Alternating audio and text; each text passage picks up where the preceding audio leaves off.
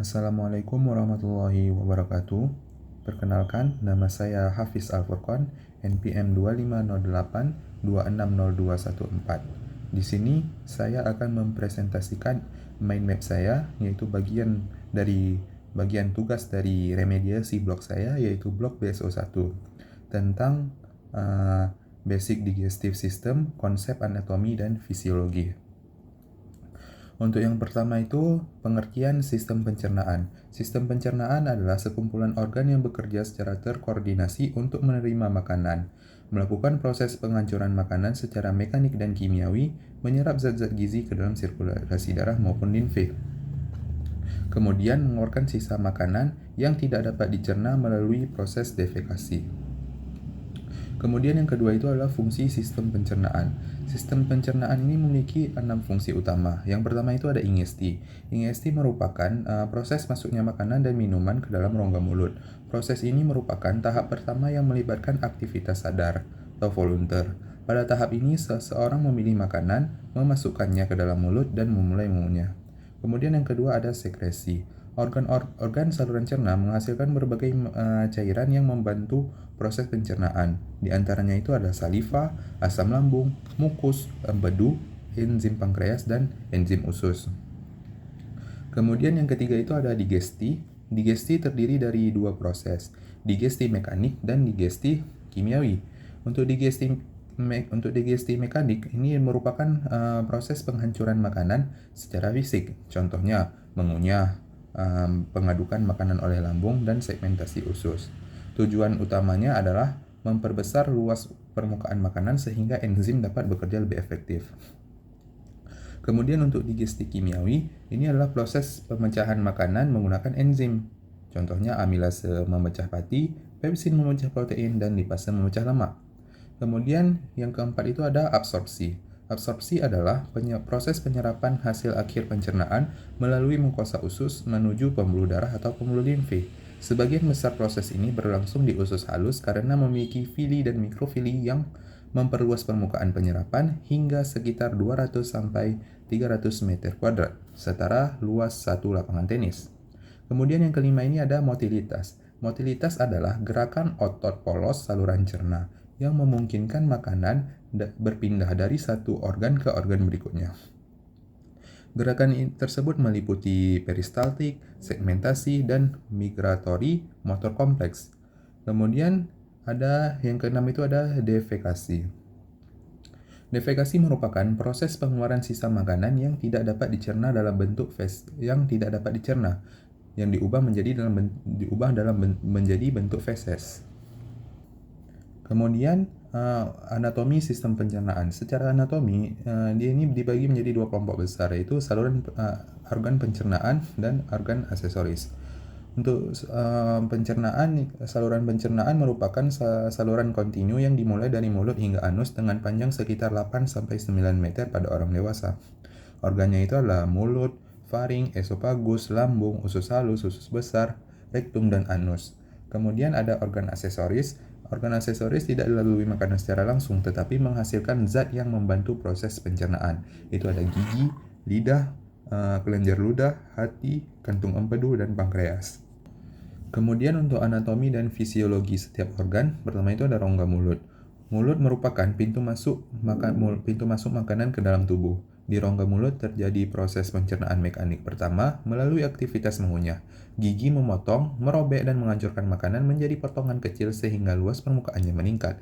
Selama proses mengunyah, makanan bercampur dengan saliva yang dihasilkan oleh 3 pasang kelenjar ludah utama, yaitu kelenjar parotis, submandibular, dan sublingual. Saliva terdiri atas sekitar 99% air dan 1% zat terlarut seperti amilase, saliva, mukus, elektrolit,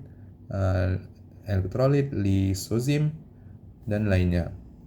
Kemudian faring. Faring ini merupakan saluran yang menghubungkan rongga mulut dengan esofagus. Saat proses menelan, terjadi koordinasi antara otot rangka dan sistem saraf sehingga epiglotis menutup jalan napas menuju laring. Mekanisme ini mencegah makanan ke trakea dan paru-paru. Deglutasi ini terdiri atas 3 fase oral, fase faring, dan fase esofagus.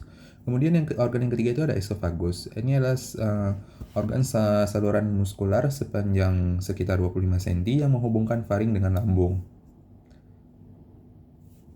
Kemudian untuk fungsi utama esofagus ini adalah mengalirkan makanan menuju lambung, memulai gerakan peristaltik. Kemudian organ berikutnya itu ada lambung. Lambung merupakan organ berbentuk huruf J yang berfungsi sebagai tempat penyimpanan sementara makanan, tempat pencernaan protein, dan pengadukan makanan menjadi kimus. Bagian lambung ini terdiri atas kardia, fundus, korpus, dan pilorus. Kemudian mukosa lambung ini mengandung berbagai jenis sel. Itu ada sel mukus, ada sel parietal, ada sel Schiff, dan sel G. Kemudian organ yang kelima itu ada usus halus. Usus halus ini merupakan organ terpenting dalam proses pencernaan dan penyerapan nutrisi. Panjangnya sekitar 6 meter dan terdiri atas duodenum, jejunum, dan ileum. Yang pertama itu ada duodenum. Duodenum ini menerima kimus dari lambung, empedu dari hati, serta enzim pankreas. Bikarbonat dari pankreas menetralkan asam lambung sehingga enzim dapat bekerja optimal. Disinilah proses pencernaan kimiawi berlangsung paling intensif. Kemudian ada jejunum. Jejunum merupakan tempat utama penyerapan karbohidrat, protein, lemak, vitamin, mineral, dan air. Kemudian ada ileum. Ileum ini berfungsi menyerap vitamin B12 dan garam empedu sebelum isi usus masuk ke kolon. Kemudian organ yang keenam itu ada hati. Hati adalah organ metabolik terbesar dalam tubuh dengan berat sekitar 1,5 kg. Selain menghasilkan empedu, hati memiliki lebih dari 500 fungsi metabolik. Kemudian organ berikutnya itu ada kantung empedu. Dia ini menyimpan dan memekatkan empedu yang diproduksi hati. Saat makanan berlemak masuk ke duodenum, hormon CCK menyebabkan kantung empedu berkontraksi sehingga empedu dilepaskan ke usus halus. Kemudian yang ke-8 itu ada pankreas. Pankreas ini memiliki fungsi eksokrin dan endokrin. Fungsi eksokrin ini menghasilkan amilase pankreas, lipase pankreas, tripsin, kimotripsin, karboksipeptidase, bikarbonat. Sedangkan fungsi endokrin dia menghasilkan insulin dan glukagon untuk mengatur kadar glukosa darah. Kemudian ada usus besar, memiliki panjang sekitar 1,5 cm. Fungsi utamanya bukan mencerna makanan, melainkan menyerap air, menyerap elektrolit, membentuk feses, dan menjadi tempat hidup mikrobiota usus. Kemudian ada rektum dan anus. Rektum ini berfungsi tempat penyimpanan sementara feses. Ketika rektum teregang akibat penumpukan feses, reseptor regang mengirim impuls ke sistem saraf sehingga timbul refleks defekasi. Pengeluaran feses dikendalikan oleh sphincter anus interna dan sphincter anus externa. Kemudian kita lanjut di fisiologi pencernaan makanan. Proses pencernaan makanan ini berlangsung secara berurutan, mulai dari makanan masuk ke mulut, kemudian lanjut ke faring, kemudian lanjut lagi ke esofagus, kemudian lanjut lagi ke lambung, kemudian ke duodenum, lanjut ke jejunum, kemudian lanjut ke ileum, kemudian lanjut ke kolon, kemudian ke rektum, kemudian dan anus. Selama perjalanan tersebut, makanan mengalami perubahan mekanik dan kimiawi hingga akhirnya menjadi zat yang dapat diserap. Kemudian yang pertama itu ada pencernaan karbohidrat. Pencernaan karbohidrat ini dimulai dari di mulut oleh amilase saliva yang mengubah pati menjadi maltosa. Di lambung, aktivitas enzim ini berhenti karena suasana asam. Di duodenum, amilase pankreas melanjutkan pemecahan pati, kemudian enzim Bartter-Rush border usus dan mengubah disakarida menjadi monosakarida yang diserap ke vena porta hepatica menuju hati. Kemudian pencernaan protein.